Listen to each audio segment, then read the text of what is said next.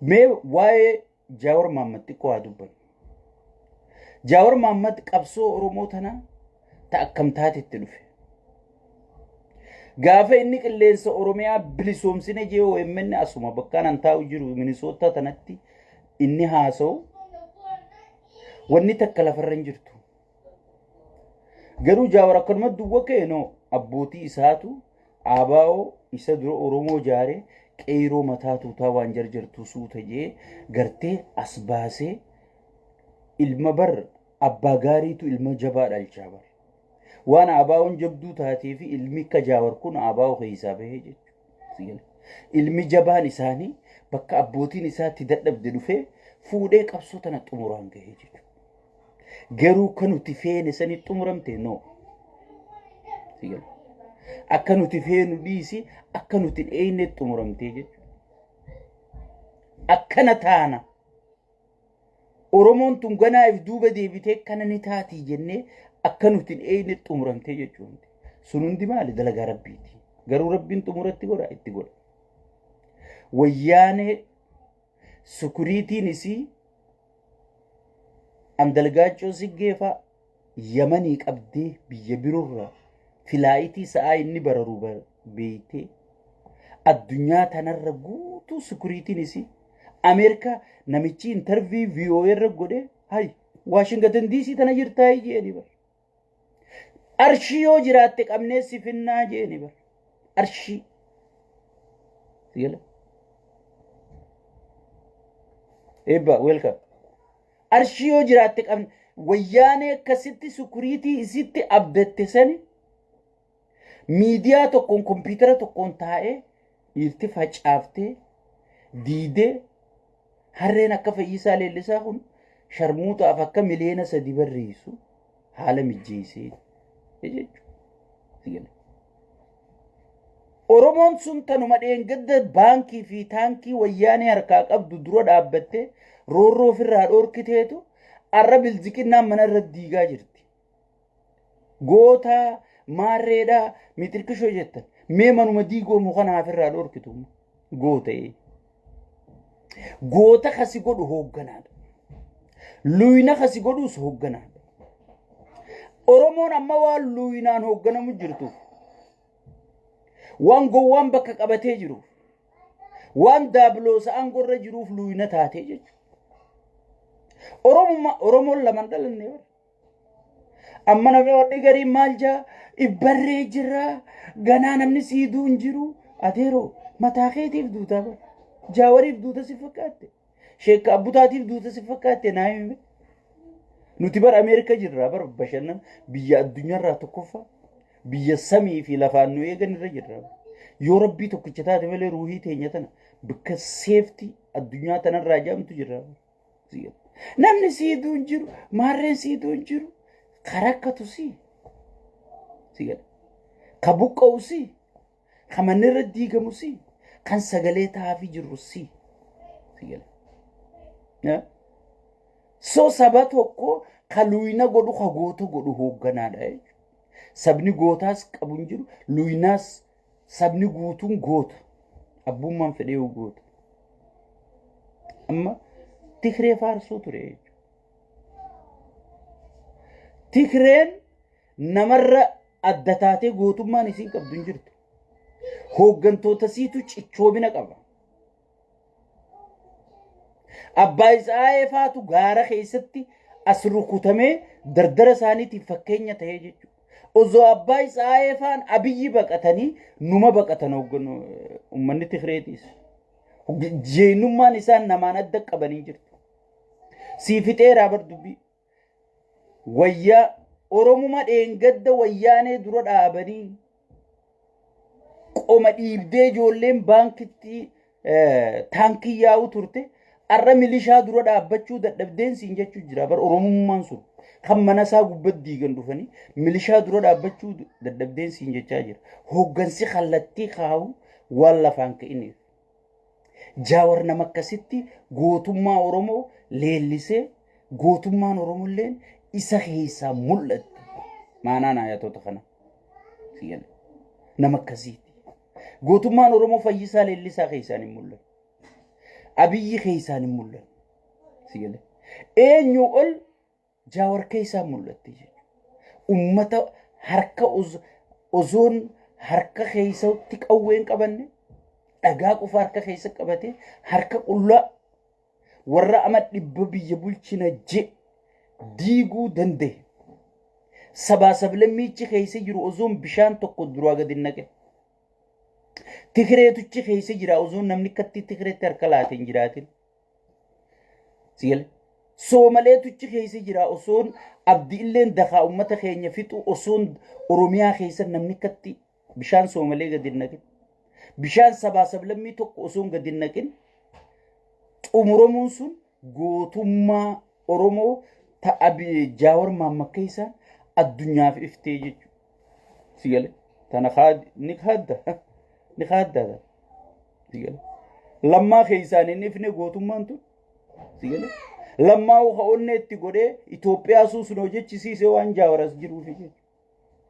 Yaa bashoo maaliif akka boontaa jennaani eeysuma kiyyamoo maal kiyyaatu gaara jiraa jette jedha. Lammaan maaliif hidhe gaafa maaster pilaanii Jaawarfaan hin kaasin dura maaliif gabbee samaayinaa buqqaatu maarree naa caccabtu maanjiin. Ichuma keessa tureemi. Ichuma keessaa nama qadhabsiisuu tureemi. Ichuma keessaa sirna kana tajaajiluu tureemi. Wayi haaree dhalatee dhufee gaafasuma dubbate. Si galee waan goota yoon an du'ellee leencaa bakkaan gahaa jechuu abdii qabuufi waan san dubbate jechuudha. Soo Jawaar nama Oromoo akkana galmaan gahee jechuudha. Gootummaadhaan beekumsaan hoogganee galmaan gahee jechuudha. Eega galmaan gahee booda sheekaan dhufe, qeensii dhufe, maalii dhufe namichi kun ilma keenyaa waa takka si godhu taa ogeeyni jiru waa takka si godhu dhiisi. Ilma Oromoo waan ta'eef, ilma mariitti amanu waan ta'eef, ilma sabaa waan ta'eef, waan namni hunditti iyye garuu namicha kana bakka isin geessu arkuuf teessan jee Oromoo kennee keessaa bahee jechuudha. Kun ammoo diqaalaan ilmi bakka gartee bakka itti dhalate hin beekne Daabloos Abiyyi jaamu kun Oromoon itti dhayite aboo lammaa kana dhiisi. Aboo Taayyee dhiisi. Aboo warruma sii wajji dalagu kanallee dhiisi jettee Oromoo jalaa dubbachuu dide. Maaliif? Aadaa Oromoon qabu, qaanii Oromoon qabu, amala Oromoon qabu, safuu Oromoon qabu. Si galee guddaan isa biratti kabajaan qabu. Sheeyni isa bira kabaja. Amma sheekotii manzaraa qoshaasha tana isa bira kabajaa qaban si fakkaate. Akka namattuu lakkaa'u. Akka namattuu lakkaa'u. Si galee sheeyni isa bira kabajaan qabu. Abbaan gadaa isa bira kabajaan qabu. Inni kanaan kursiisaa qofa. Wanni itti bara hayyoonni keenya kasaare hayyoonni keenya yoo manguddoon dhuftee abbaan gadaa dhufee aboodhaa ilma keenya si qabnee jaan ni qabaman. Si galee aboodhaa ilma keenya akkana sii taane ni ta'an. Kun ammoo Daabloos si galee ilmi safuu malee guddate ilmi barandaa ka'eessuma isaa bakka jiru hin beekne. Si galee waan Oromoo keessa dhalatee guddatee afaan Oromoo sirriibbee ilma keenya janii hoggi bira si galee ilmiin hudduun isin hayaatu deemaa asii jee hudduu keessa tumsiisee haasa'e. Si galee so saba arrakka qaallichi huditti taphachuu jiru kagoota godheekka gartee waan kana dura dhaabbatanii falmatanii wayyaanee gartee ama dhibba addunyaa hundinuu ama dhibba biyya tana namni wayyaanee harkaa fuudhu hin jiru. Jenereeshinni wayyaaneetti wal dabruu ta'a jedhanii addunyaan hundi mallatteessiteef hagasitti harkaa fuusise Jawaar Mohammad malee Fayyisaa Leellisaatii miti. Fayyisaa Leellisaa miidiyaa Jawaar gadhaabe irratti harka qaxxaamursee viidiyoo isaatu warree jechuudha. Akkuma Daabloos sheexaanticha kana namichi lammaa jedhaniin kun karasanii harkisee fidee Oromoorra kaa'ee ifi afaan qabatee hin beeknu fidee harkisee Oromoorra kaa'ee biraa kute si galee nuti Fayyisaa kan garre OMN gubbarratti jechuudha. Si galee Fayyisaa nama Fayyisaa jedhamu Fayyisee jedhamuutu addunyaarra jira. OMN gubbarratti hin arge ani bakka isinitti isimee be harkuu dhabduu malchiisanii ani hin beeku xiyyaa keessa hin jiru. Angaruu kaniin nama Fayyee Leellisaa jedhamtuutu dhufee ceehaa jechuu kan hin arge OMN irratti jechuudha. OMN kana namni ihijee dhalee gabbaase Jawaar Mohaammed jechuudha. Sigal. Akkamiin namni dirree namni qopheeffatee dhufee beekame abbaa dirree sanii arrabsa.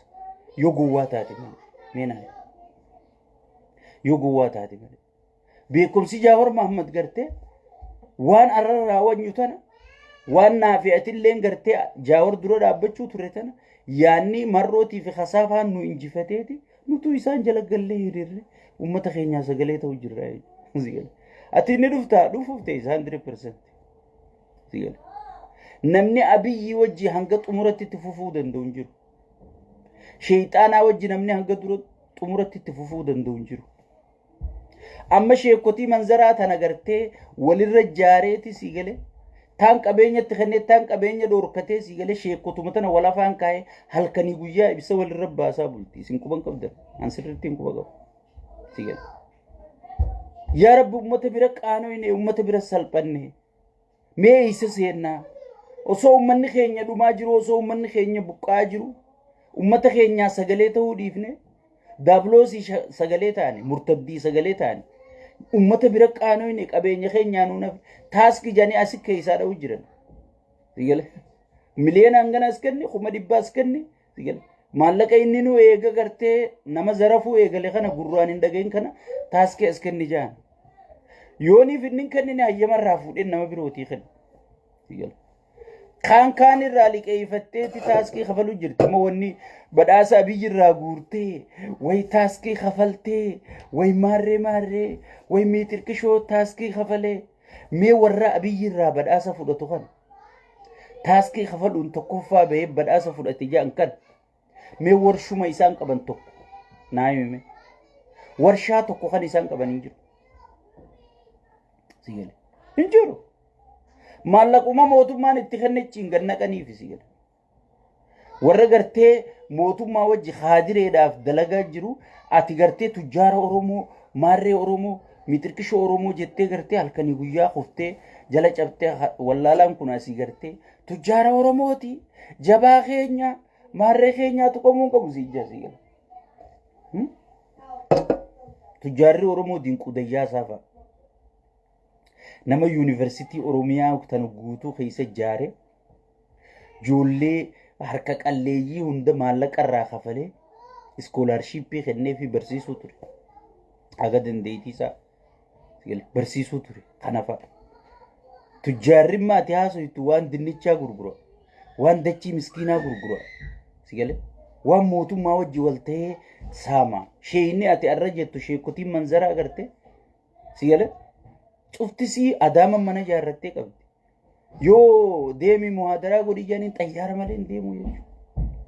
Warra hajjitti yeroo hundaa'u halkanii guyyaa umraa nuti dhaquu dadhabne tana mee hajjii guddoo san naga godhu umraa dhaquu dadhabne nuti qabsaa'onni Oromoo asii rakkachaa jira. Sigale. Dhiiga keenyaan hurkaa keenya. Sigale. Mee Ahmaddiin Jabalirraa kaafe sheekotii manzaraa tana gaafaan anasii Jawaarii wajji qabsaa'u tokko isaanii arkitanii beeytani. Sigale. Shee Amiin Ibroofaan nama wayyaanee wajjiin gartee ummata basaasee dhukkee godhaa ture. Shee Abdusalaam Baalee kan jettuun kun warra gartee basaastuu wayyaanee gurguddaadha. Sigale. Raayyaa Abbaa Maccaa kun akkasi. Martisii kasi. Namni an kabaju dinqisiifadhu yoo jiraate Ahmaddiin Jabalii. Sigale. Dhiira dhugaa.